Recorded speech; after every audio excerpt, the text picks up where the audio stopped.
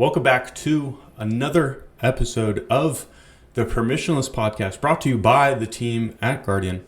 And of course, as always, we're going deep with DeFi founders, getting to see the perspective of the DeFi markets, what their thesis is with what they're building, what got them into DeFi, how they found their way in, and of course, what is keeping them up at night? What sort of problems do they run into, and how are they addressing those? And today we had a really high throughput conversation with Sahej, who is a co-founder of Avantis. And Avantis is really focused on building perps markets for off-chain assets. Today, of course, they've got commodities, they have FX markets, and in the future, perhaps even stocks. And we got to dive in really deep and get to the nitty-gritty of what the competition is in the perps space, in the derivative space, how they're building, where they see themselves fitting into this niche. And of course, we got to examine the order book versus on-chain settlement Oracle architecture, and we got to examine the pros, the cons, where Avantis sees themselves on that spectrum and in a certain niche there. And then finally, we touched a little bit on the regulatory environment.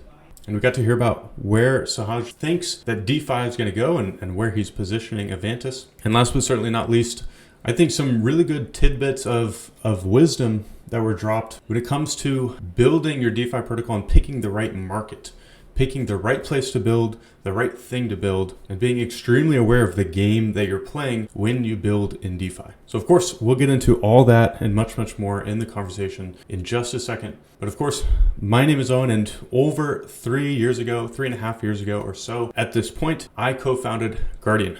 And really, we set out based on the premise that DeFi would house trillions and trillions of dollars of TVL and be a core player in the financial ecosystem of the world. We set out to build the security audit solution that would be necessary to build and ship consistently and confidently in that environment with billions and trillions of dollars at risk. And in correspondence with that vision and mission, we've upped the ante. We use 2 competitive teams of smart contract auditors, a world-renowned lead researcher, and a dedicated smart contract fuzzing engineer to perform advanced invariant analysis and testing throughout the engagement. And really, in our experience, we found that the typical audit process is not sufficient. Projects are getting audits and they're still getting hacked. And the Guardian model is here to put an end to this. And today we're confident that we've achieved the standard that is necessary to ship when there are billions of dollars of assets at risk. And of course, already today, with over $10 billion sitting in smart contracts directly secured by Guardian, we can confidently say that now it's just time for DeFi to catch up. And so now, without further ado, let's dive in to this conversation with Sahej from Avantis.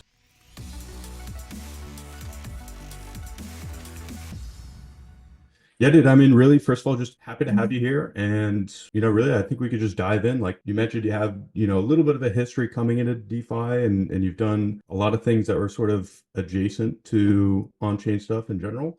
Yeah, dude, I'd love to hear more about like, what was your journey and what did that path look like for you? Yeah, so I didn't buy Bitcoin in like 2013, nothing like that. I got into crypto after graduating Berkeley in 2021. So very late when everything was moving up only. Funny story is I could not buy stocks when I was doing investment banking. And so I dipped my feet into crypto and I bought a bunch of Ethereum in the worst possible place you could buy Ethereum, which is Robinhood, with their spreads and with their lack of custody. So bought it there, it went all the way down. And then I figured like I should actually know about the technology that I'm buying into and not just buy hype. But when I looked it up, a bunch of buzzwords coming from like a non-technical background, like what does it mean to be permissionless? What does it mean to be decentralized? None of it made sense to me in theory. And then I just used an app. I used an app called Aave and I said, oh my God, like I can lend my money to some fellow degen who can use it without my permission. That's what it means to be permissionless. Interesting. And so I got into DeFi/crypto because of DeFi dApps. And so when I got into investing as a VC at Pantera, I like always had it in my mind that I wanted to build a dApp as a founder and kind of give back because I could see the whole like L1, L2, L3 proliferation. I could tell that like this is unsustainable from a user adoption perspective. Of course, it's very sustainable from a funding perspective because we all know where the incentives lie. But I wanted to kind of build something that people use and say, wow, okay, like I just like I said wow to Aave, people want to say wow to my app. And that was my inspiration to build Avantis. So that's the high level of how I kind of got into DeFi and then now got into being a founder in DeFi. Yeah, and I think that's especially relevant because, way back in 2021, 2022, the problem was block space. And then that was getting like increasingly solved until we're to the point where it's like, okay, really not a problem anymore with L2s. And now it's about how do we fill up the block space with like useful, valuable transactions that actually bring value value to the end user. And I mean, that is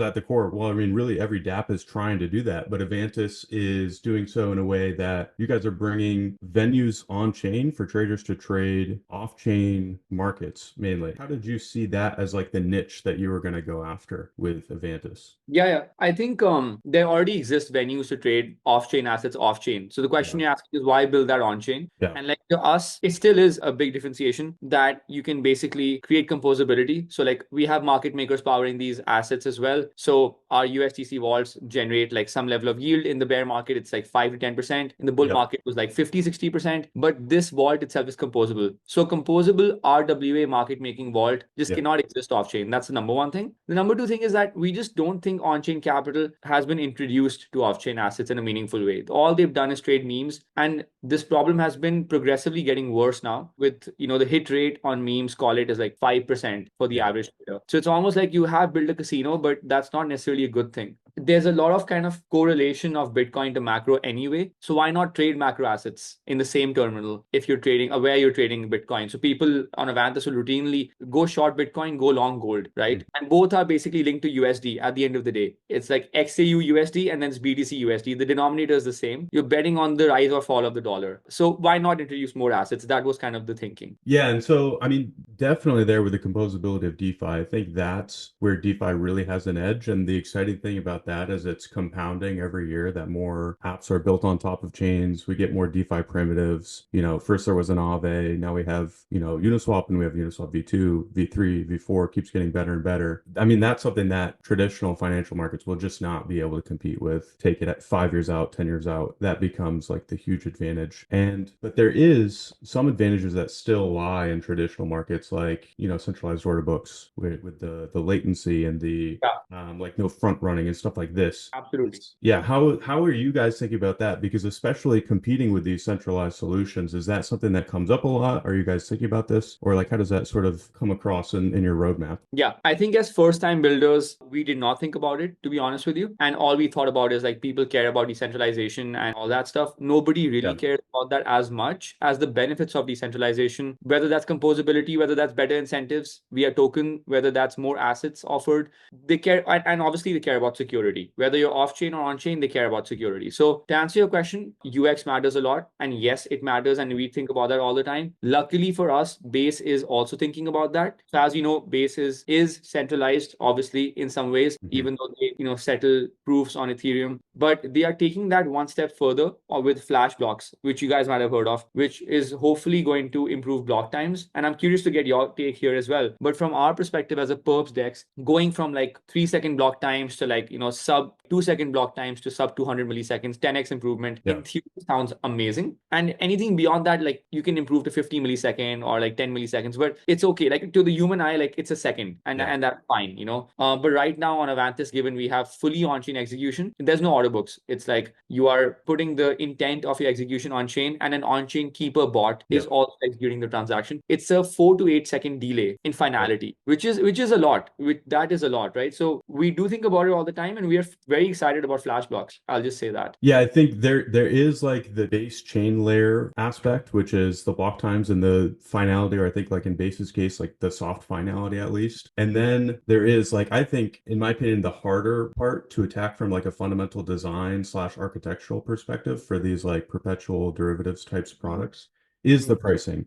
And with this Oracle model, you have that two-step model where it's like you commit an order, you wait, whatever the pith, some protocols have it like a 60-second time frame, some of them like 5 minutes, and you get whatever price the Oracle puts you at, but it's executed, maybe like a minute later or something like this. And fundamentally, that like forces in from a design perspective, like from the architecture, you're already kind of behind what an order book would be able to give. But there are some interesting products that we're just starting to see come to market, like Pith Laser. I don't know if you guys have played around with that a lot. That seems really exciting. I haven't sort of dove into exactly how that comes to fruition, but starting to see it getting used. And a lot of teams are moving to an order book model. A lot of teams are exploring them, and I think especially Hyperliquid was the one that really set off trend, I suppose. And now everybody's having a look. Like it seemed to almost be an order of magnitude greater for UX, and that really is what spun out their growth and like the the parabolic returns that they got from that. Have you guys thought at all about like the order book model? How do you guys contrast that? How do you see that playing out with respect to the Oracle model? Yeah, such a great question. So order books, very hard to bootstrap. You need to have extremely good BD with market makers, extremely good taker flow from the start, which requires some level of nuance around like who your backers are, what your go-to-market is, how you design the exchange. That's order books for you, but then very good to scale up, right? Yeah. Very economical to scale up, very capital efficient to scale up. Yeah. AMMs on the other hand, like very easy to bootstrap. You can have $1 million in the liquidity pool and taker can take a 100K trade with very efficient slippage because you can design that synthetically. But then very hard to scale up because you just run into capital constraints, very hard to net out OI, manage risk, all those things, right? And find the capital that is sticky. So we are at a phase where we have about 10 million TVL. We've done about 4.2 in volumes across 30,000 traders. So we're growing. But the one thing we realize is we still want to stick to AMMs because of two reasons. One is that we found ways to make the AMM more efficient, like 10x more efficient. We can do 10 mil OI on like 1 mil of TVL level of efficiency, right? There's technical ways around it. The number two is with like underlying improvements on flash blocks. Order books versus AMMs doesn't matter. You just, like placing a trade and it will be executed within a second or two at most. And so for us to cater to like a whale who does like $1 million Bitcoin trade, it's actually better to be on an AMM, right? Not do all of that BD, execute against the AMM in like a flash and just make sure risk management systems are in place to charge appropriately, right?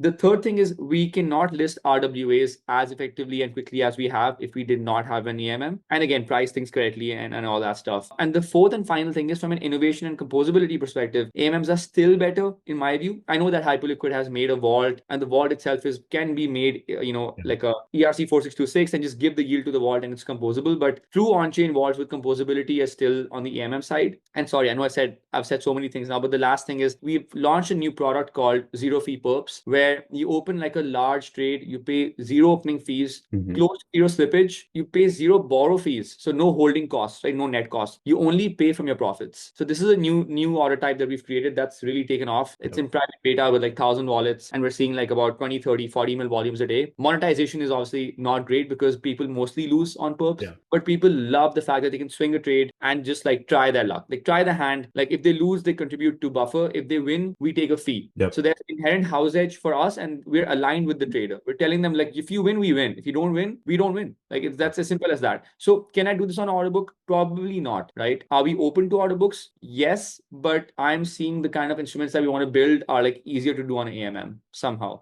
Yeah, I like the analysis there. I think it's also important to know what niche you're going after, because an order book serves very well like the high frequency, the people who really need that low latency. But there's also a whole section of traders which don't really care about that. And like, let's say I just want to take a position on gold. I don't really care if it's from an order book, from a price feed. If it takes, a couple seconds for it to settle, that's fine with me. If it's a longer term position. So I think that's something else to keep in mind, is like building for the exact niche that you want to carve out in the trader marketplace. And you don't need an order book for a lot of that. And like you said, there's a lot of overhead with like professional market makers and stuff like that. So that totally makes sense to me. And then also in terms of like this new fee model, I think this was one thing that seemed like the biggest differentiator to me. I mean, of course, besides the fact of what you guys are listing and you're focusing on off-chain assets. But I think this is starting to become a big part of the game, is like who can reduce their fees to zero, or who can incentivize trading volume the right way, etc. Because at the end of the day, it becomes like a volume game, which is like how much volume do you have impacts how much you can incentivize LPs, how much you can pay out to them, which it becomes like a virtuous cycle. So I think this is like an interesting offer to traders, and it definitely does. It has like almost like a risk-free type offer where it's like, if you lose money, you don't pay, and if you do, then we just take a portion of what you won or something like this. Exactly. Does that apply to the fees that go to, like, let's say the LPs? Like, I'm assuming you guys have some kind of like a borrowing fee that applies to every fee, borrowing fees and such. So right now, the core protocol, like fixed fee perps as we call it, or regular perps as we call it, opening fee, closing fee, borrow fee, right? And we just take like 40% of the opening and closing fee. We don't even take borrow fee. Borrow fee goes completely to the LP because we think that, again, they are the ones lending the capital, so they should get all of it. Liquidation revenues we share. Liquidations obviously add to the buffer as well. Our buffer has been net zero basically, because like traders have won, lost, etc. But over the last like 6 months, we've had like net zero buffer, and we've had zero instances of like share price decrease in the last 6 months. In the first 6 months, as we were like growing, like the growing pains of like understanding risk, we had like very huge share price gains and then like a lot of like, but a high Sharpie ratio, right? So a lot of volatility on the way. So if you look at our analytics, you can see like year to date, like share price growth is like this, and then it goes in a flat line above, right? Because it's like more steady and slow with no P&L distributions, only fees. So yeah, high level, that's the economic split. And then for the new order type, it's interesting. So we split win fees 60-40 as well. So when a trader wins, win fee goes to them. And the same thing with liquidations. We share liquidation revenue 50-50. That's it. I see. Yeah, that's almost similar to like the referral model where it's like you take a portion of the fees and give it back to like the referrer, sending it back to the user in this case when they lose. Basically, that makes sense. So And I'd then love to get you guys on the platform and get your feedback live on like, because you guys have used GMX, synthetics, probably Hyperliquid. It'll be good to see what you guys feel when you like actually use this new like order type as like degens, fellow degens. So How high can I max my leverage at? How degen can I get? 250x. Enjoy. Oh, okay. Yeah.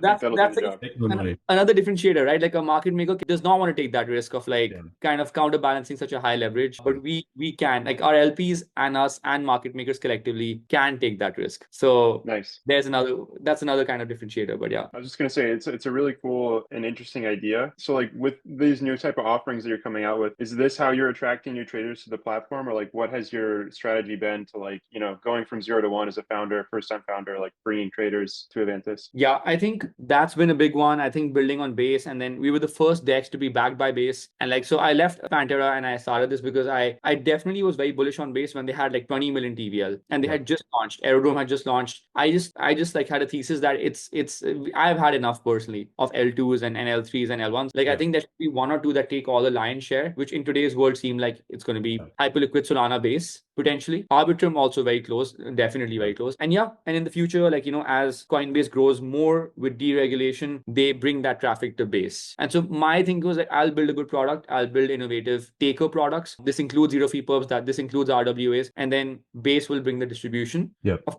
we will as well with marketing, but Base will be the kind of core engine. That was the thesis. And that thesis has mostly been the same, but of course, there's a lot of changes and a lot of nuances. And we've realized that, you know, people don't necessarily care about like where the product lies. They care more about what it is and can they get there within a few clicks.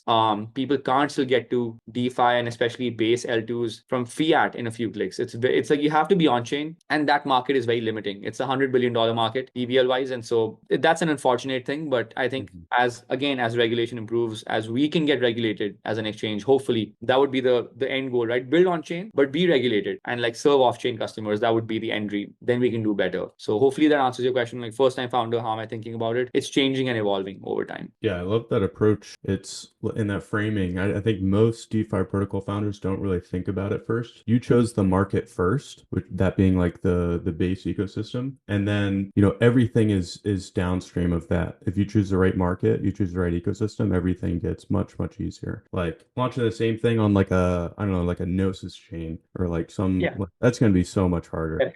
Definitely. Yeah. So working backwards from the market and then crafting like, okay, now what offer do I want to craft for this market? And, you know, you've already made everything so much easier for yourself, starting out from Base at like 20 million TVL. I don't even know how many multiples of that we are now, but that's a good wave to ride. So I think there's such a sound way to approach building DeFi that I don't think a lot of people actually think about, but, you know, seems to be just like something that implicitly you kind of already thought about from the start, which is cool. But yeah, so I mean, building on Base, you talk about like integrations and composability. Do you see any particular advantages that you get on Base, any particular protocols that you already support with integration, or like something you've got on the roadmap? Yeah, roadmap, yes. Well, I'll talk about existing integrations first, then I'll talk about the roadmap. Existing integrations, Superform. So we're like basically integrated on Superform. They're like a yield optimizer. They like listed Avantis vaults very early on, and then half of our TVL actually came from Superform. That was one thing. And then we give them points. We get points from them as well. That's one easy example. Those are like the kind of partnerships I love because it's low effort, high ROI. Like how hard is it to list a 4626 vault when you're already dealing with all those vaults? But then we have some front ends that support us on the perp aggregation side of things that are coming out, like Symphony, Cadence, previously known as Cadence. And then we have like a partnership with Morpho. I wouldn't call it a like an integration with Morpho, where in Avantis, you can just borrow capital using your ETH, USDC, plug that USDC into the vault, double points, right? Or you can just like plug that USDC into trading, be a degen. So not too much is borrowed from within the integration. It's only like about 150K of USDC that's borrowed from within the Avantis tab. But it's just, again, it makes it easier, right? So when people are running out of USDC, we say, hey, borrow USDC using, Morpho, and just takes you to the borrow tab. Simple things like that, mostly. Of course, Pith has been very supportive in our journey because they keep marketing the fact that we are using their feeds to generate a lot of volume. On the RWA side, they obviously will care about that. And then in the future, we'll also partner with other Oracle providers, which might be a bit more off-chain, but just faster, or look at options like Pith Laser. In terms of future integrations, we're looking at basically more like on the vault side. So like basically yield trading, basis trading with Spectra or Pendle, where right now the Avantis vaults there's 2 vaults, and within each vault, you can also lock your capital for a certain amount of time, get an NFT, and get boosted rewards, boosted XP, and boosted yields. That's how it works today. But in the future, we'll combine these vaults into one so that we can also go like the Jupiter Drift Hyperliquid route of like kind of having one mega vault powering all trades. And then that mega vault it can have its own basis trading, like principal and yield tokens with Spectra or Pendle. And then also that vault token can be used in say like a Moonwell on the lending side. So I want to do more stuff on the supply side now, given we have enough like demand side integration. That's high level. Yeah, absolutely. It's like there's no one integration that will like completely change a protocol, but if you have 1,000 of them, then it just stacks up and it becomes like, oh, this is the hub for liquidity provision or perps trading and stuff like this, because you have all of the features that you could want, all of the integrations. And I think that's when an ecosystem really starts to thrive, is when they get all of the builders on there building in unison, and everything that they're doing, all the liquidity they're attracting, all the yield they're generating, compounding, and sort of just boosting the entire ecosystem makes a great offer for somebody to bridge and put their capital into the ecosystem. And I think Base has been doing a great job of that. Also, the guys on like Sonic, they have been doing an amazing job on that. I think they've historically been very good at that. Totally. But yeah, stuff to learn from for L2s and people bootstrapping ecosystem. And yeah, it's definitely a part of the consideration when you're building on a certain chain. Speaking of that, what has been like the most popular feature, or like what's the most popular like feature that brings the users to Avantis? Do you think it's going to be this fee switch for free trades? What do you think it's going to be? Yeah, right now we're pretty excited about zero fee perps. We've been like planning this for the last 6 months, from idea to audit to like the MVP. It's been 6 months we've been working on this. And right now we're at a stage where we're like figuring out the economics of it, and like how will our market makers react to this order type where people can just swing along, and then will they take a short? Like will the LPs like take heavy risk here? Like we're trying to optimize those things right now. So it's a very risk focused discussion. But yeah, consumer wise, we've seen some good traction here. I definitely feel like the way we've built it out psychologically as well, like promotes it a fair bit. Like I would use it as a founder myself, which is like I think a good sign. Yeah, I think so. We expect zero fee perps to be the driver, and then I think people who trade RWAs will come here anyway, because again, in terms of liquidity and stuff, this is what they know on chain. That number is pretty small. We have to grow that a fair bit. I think those two things should basically be the drivers. And then we're already thinking of new derivatives, new assets to list, basically just expanding beyond crypto and RWAs. Like what can we do with leverage? That's kind of the theme. So I won't give away too much, but that's the theme of it. Yeah, that's the beauty of like synthetic trading venues, is really all you need is a price feed. Exactly. Structure, and then now you can list everything. It becomes very, very scalable in that sense. And then also regarding the fees, I was interested, is there any inclusion of like price impact? Is there any difference in price impact with this fee update that you guys are pushing out, or is it just applying to like open close fees? Yeah. So the way it'll work is that right now we offer zero slippage on Bitcoin in the fixed fee model. And the reason we do that is, number one, trade sizes are not that crazy high. And number two, there are fixed fees associated with opening those, and borrow fees as well. In new order type, where there's no opening fees, no fixed closing fees, no borrow fees, there will be some slippage, but it'll still be very optimized. It won't be like charging you an arm and a leg, because think about it from the taker's perspective. They want to take a 250x degenerate long trade, and you charge them like 10 bips slippage. They're down like 25%. right there on their collateral. So of course you are giving them the privilege of 250x, but you have to be still very slippage optimized while managing risk. And so the way this new order type will work is that we'll have some optimized slippage, so like maybe 3, 4, 5 bips for like a $500,000 trade, which is very fair. If you think about it, it's very fair, right? But then when you have the win fees, the lower the ROI, the higher the profit sharing. The higher the ROI, the lower the profit sharing. Why? Because again, if you're scalping in and out and you found some like kind of either an oracle delay or you found some like profitable trading strategy, we'll charge you like high amounts of your profits as a fee share. But if you hold the trade organically, that gives our market makers time to hedge. That means we'll charge you a lower profit share on a higher ROI, right? So that's kind of the thinking around how this new order type will work. And again, I'm keen to get you guys' feedback to just talking about it. Yeah, no, and I'm pretty sure, of course, you guys also have like probably like open interest caps on individual markets. So it's like you can limit your risk there. It's not like anybody can, go and manipulate the price on, let's say, Binance and then just open like $1 billion of volume on your guys's. Exactly. Like it's like very small right now, basically in the grand scheme of things. It's like $4 million, $5 million on Bitcoin, like $2, $3 million on Solana. So it's not really that crazy. And we've not done the AMM optimization right now for the sole purpose that like there's a lot more why we can utilize even at just 11, 12 million TVL. Yeah. It's a really interesting, like almost inverse network effect that like as you scale and you get bigger markets, you by definition have to have worse price impact to avoid getting arbitrage with these price feeds. It's something. Absolutely. And of course, your price impact can scale and you have, the right algorithm so that they're paying the appropriate amount when they get up to that larger. But yeah, and I know you guys are working closely with like Chaos Labs and they do a lot of the work on that analysis. But what kind of involvement does Chaos Labs have in like the configuration and what kind of help do they give you there? Yeah, so we worked with them like in Feb of 2024 or like Jan. This is back when we were launching mainnet. And the reason we worked with them is, I'm not sure if you've noticed, but Avantis does not have funding rates, but we do have something called loss rebates. And so it's like easier to explain over just by sharing my screen, which hopefully I can do. The way it works on Avantis is that we have something called a loss rebate. And if you're balancing a market and if I'm bringing skew from like 48 up to 50-50, I'll get a 5% guaranteed rebate on my losses for like basically taking this trade, right? So as you can see, my collateral is $10 and I'm getting a maximum rebate of 50 cents on that by taking the short side, which is pretty cool. This is basically like an option on your perp. So, and which doesn't expire. So if I open this trade will, if I end up in a loss, I can like basically close it and pocket this and then we hedge on the other side. Because of this, market makers like Keyrock have basically like gotten a fair bit of loss protection over the last like year, roughly. Since this is so new, our whole idea was like, let's build something that can be an alternative to funding rates and give both directional traders as well as market makers a reason to hedge, innovative way to hedge basically for them. And of course, there's pros and cons of innovation. The pro is that you come up with something new.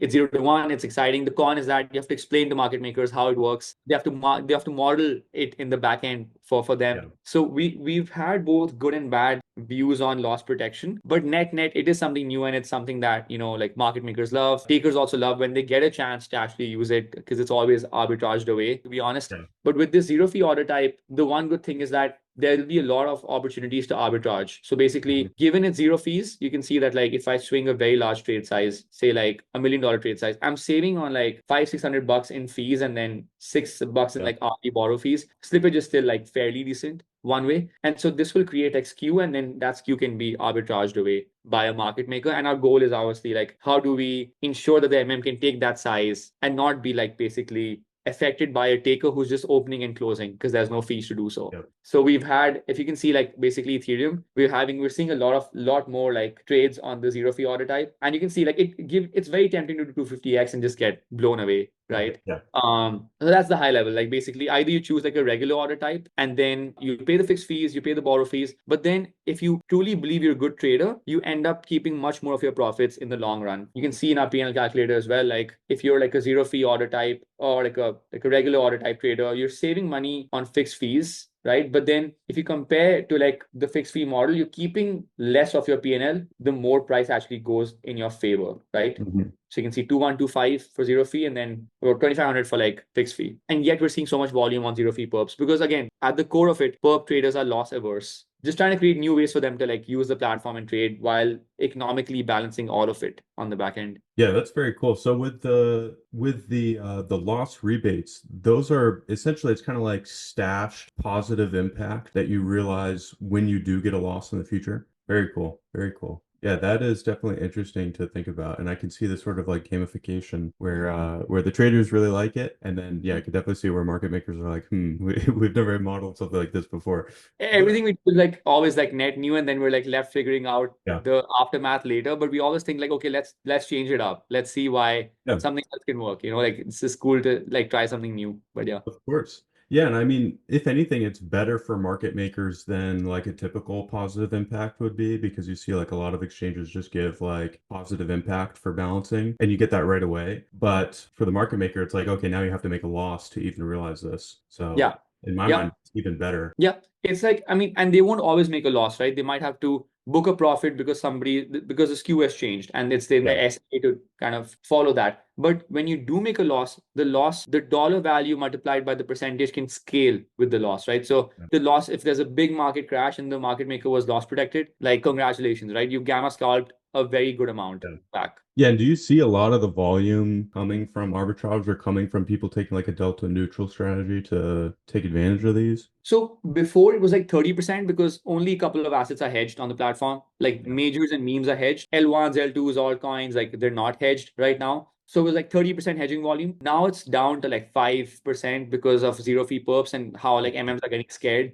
And Yeah. so we are convincing them like, hey guys, it's okay, chill. Like don't balance all the trades, balance the longer term ish ones, like the 5 minute, 6 minute plus trades. Forget the scalpers, we'll just take house edge on them. Yeah. Or Yeah. hopefully house edge, right? We'll see how that pans out.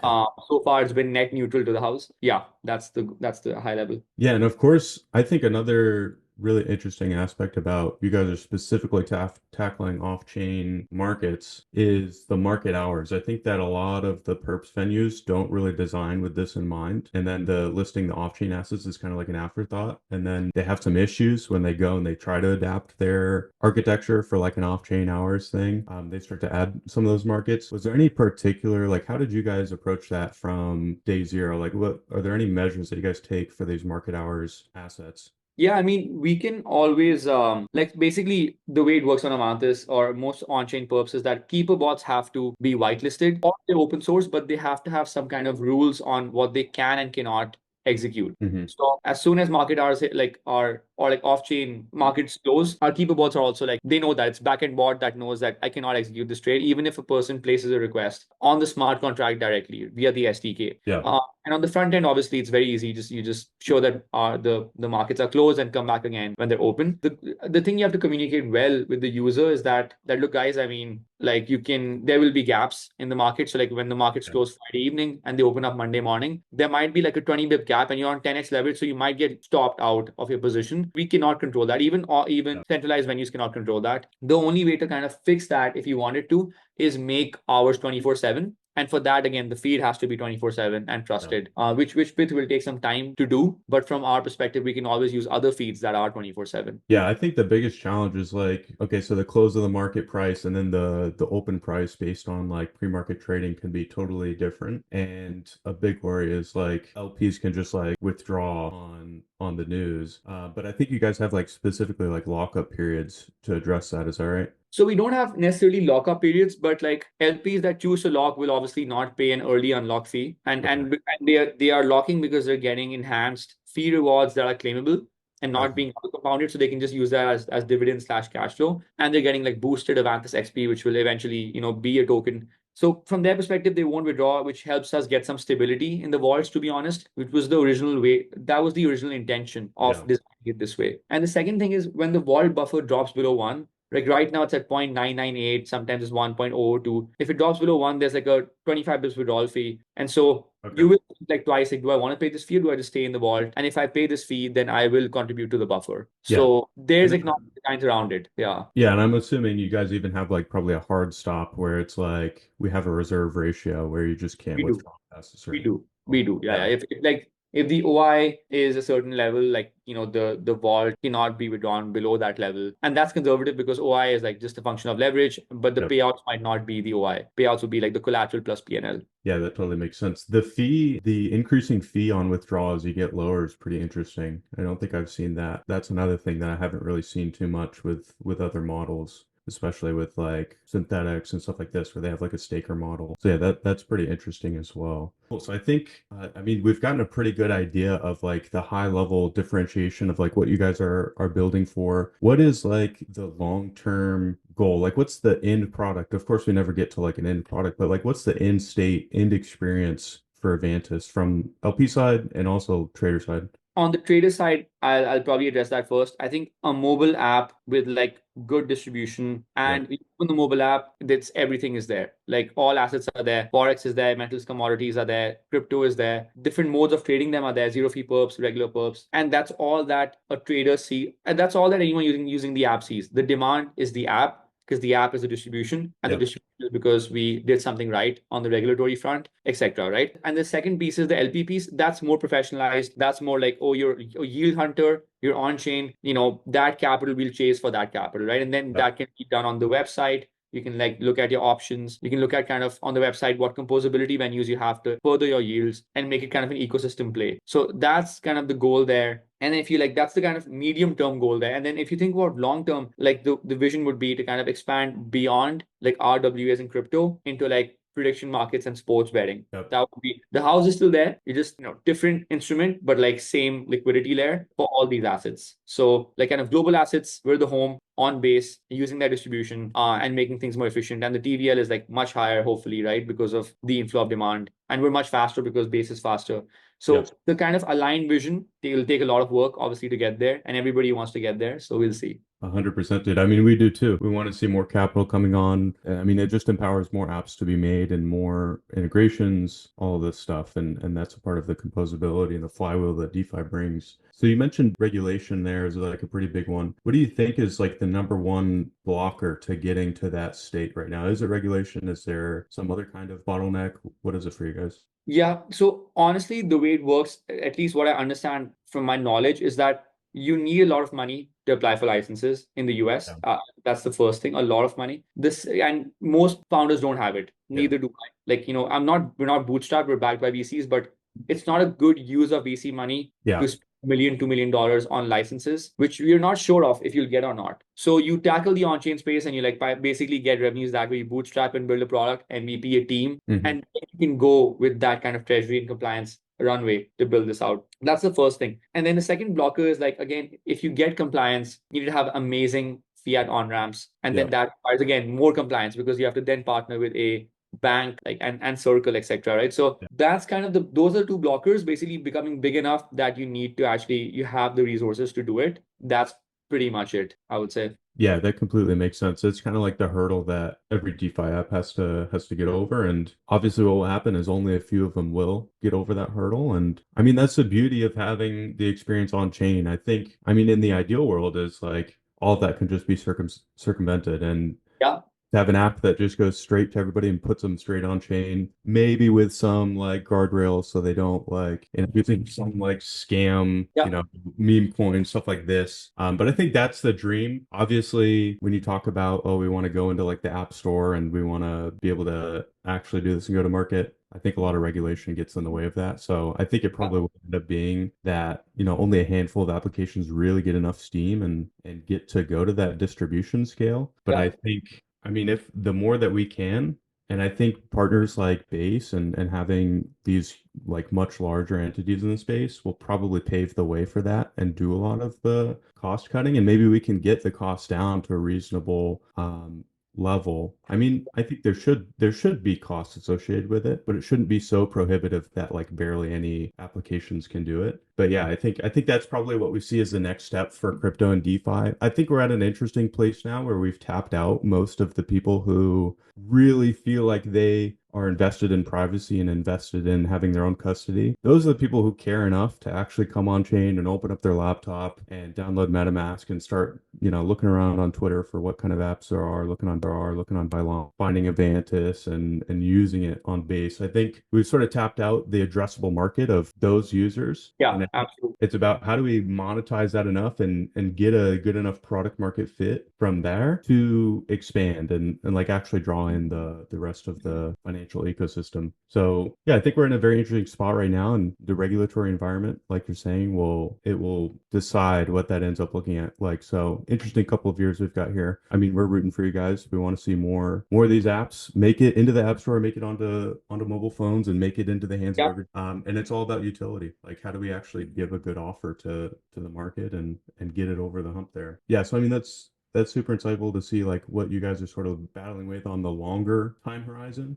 What is it on the day to day for you guys? Is it just shipping new features? Is it, crafting like your offer to traders, working with market makers? What does it look like for you guys day to day? Yeah, so I think as we head into like basically decentralization, like launching the Avantis Foundation, it's quite the lift. It's a heavy lift. We're a team of like 11. So like, everyone has specific roles, and then I am kind of orchestrating a lot of it. Obviously, as one of the founders, the day-to-day is more like in the next 2 months, launch a bunch of cool campaigns for our traders, stabilize zero fee perps, like manage risk on that, try to get more market makers on board onto the exchange, do a lot of cool marketing, unique marketing on like Twitter and like new channels to even reach people on chain. I know that it's tapped out, but then we haven't tapped into the full potential of the on-chain market, which is a very big market. Hyperliquid is doing 1000x the revenues we are doing, right? Or like a magnitude of like 500x or something crazy. So there's still a lot of room to grow and like prove that we've built something really special. And then obviously working with Base, giving them feedback on stuff like flash blocks and like helping kind of progress that, because we know it's a big product unlock for us as well, and we're one of the earliest like testers of that technology. So I think day to day is more like just running the ship and like running the machine and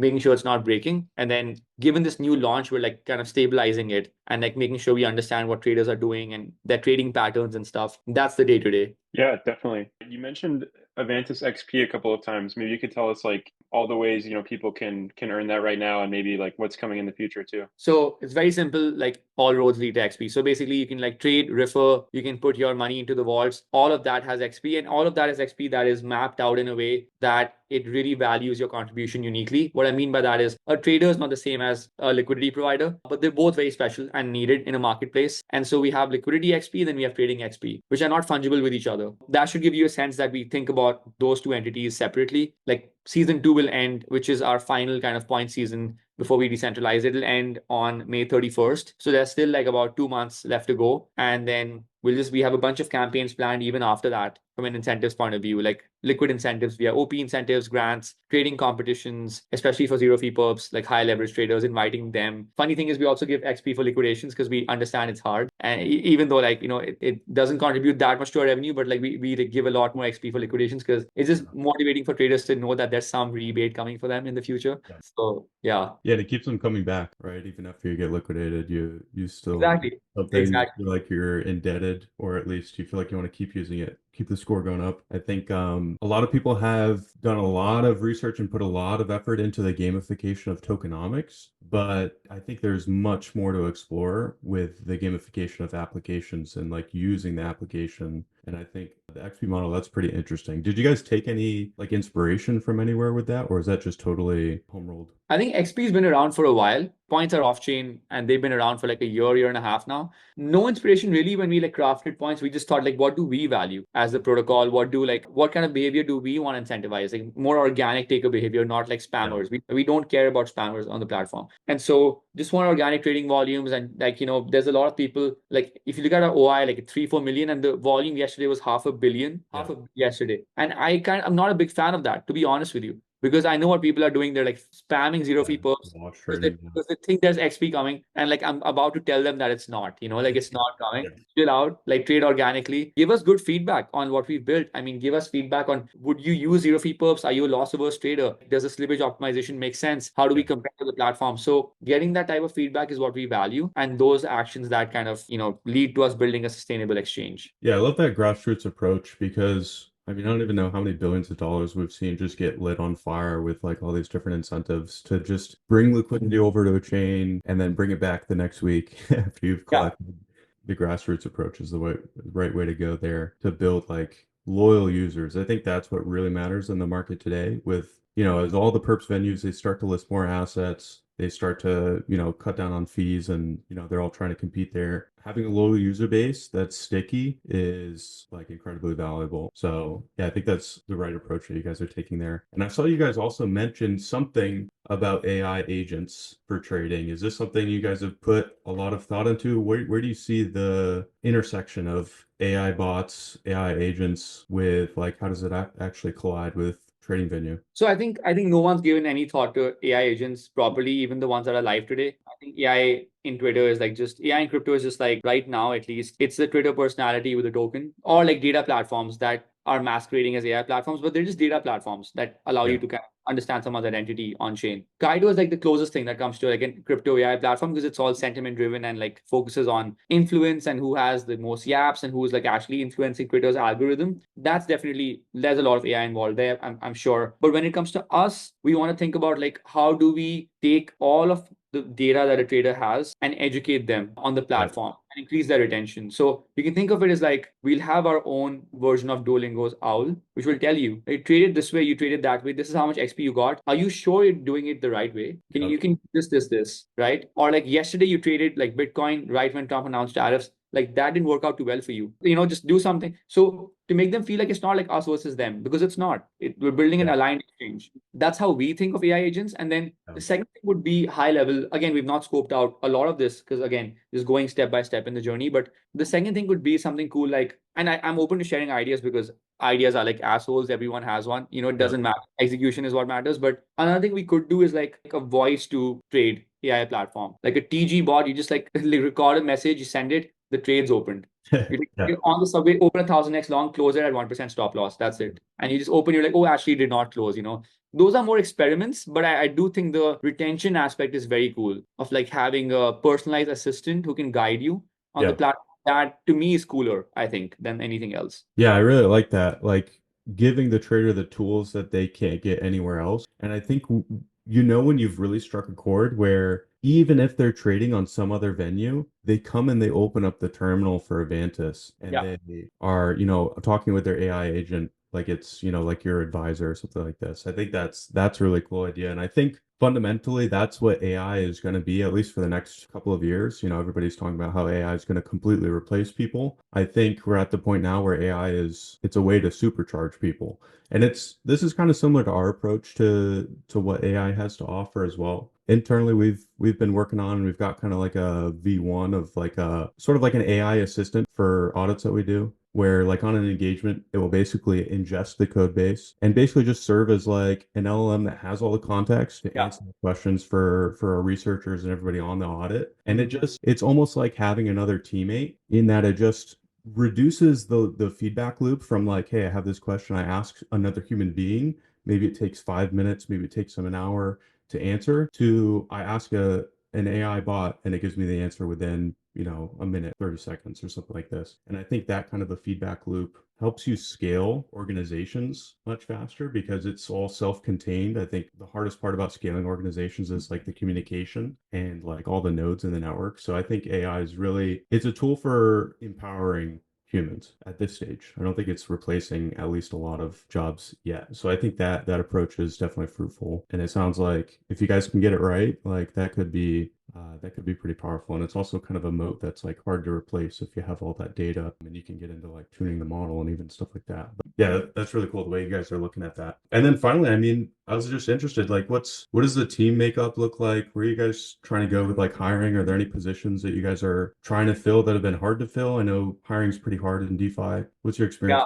Yeah, it is, man. It's hard and it's unnecessarily expensive, I think, because of how few good people are there. It sucks. But yeah, so team is like 11 people, half and half, or kind of like 12 people, half and half, ops marketing versus engineering. Most of the engineering is like Europe and India, and then most of the marketing and BD ops is New York and Canada. Yeah, that's the high level. And then we are hiring for like strong back end and front end engineers, one each ideally, and then we'll be in pretty much steady state or Avantis at least. And then obviously we spin up a new entity, build something new, it'll require new people. But for the exchange, I think we're fairly good to go. Yeah, and of course, if anybody listening is interested, I mean, we've got a pretty big like technical audience here. If anybody's interested in the vision, what you guys are building, where could we send them? Send them over to me on Twitter or via my email. I'm happy to share that with you guys. So both work. You can also DM the Avantis account. So Avantis Fi on Twitter, AVANTISFI on Twitter. So you can just send your resume in there or to my personal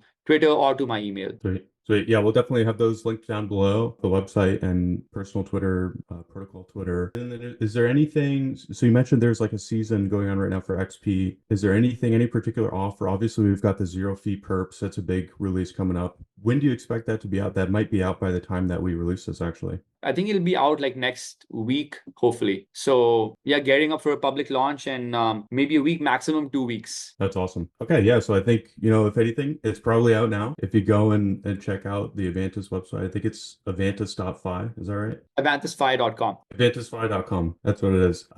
Zero fee perps. So I mean, you can go check it out, play around with it. Don't lose any more money if you lose. Yeah. Yeah, in this market, it's already gone. So Yeah. if you have any left, please try out your luck. Yeah. And give us good feedback. Absolutely, man. So we'll send them over. Anything else? Anything else you want to shout out or we can send them to? No, I think you guys covered everything. This is a lot of fun. Actually, a lot of fun, Absolutely, guys. dude. Yeah. Yeah, it was a pleasure to have you on, dude, and really cool stuff that you're working on, and we'll be checking out Avantis and all the cool stuff that you guys are shipping in the future. Definitely. Yeah.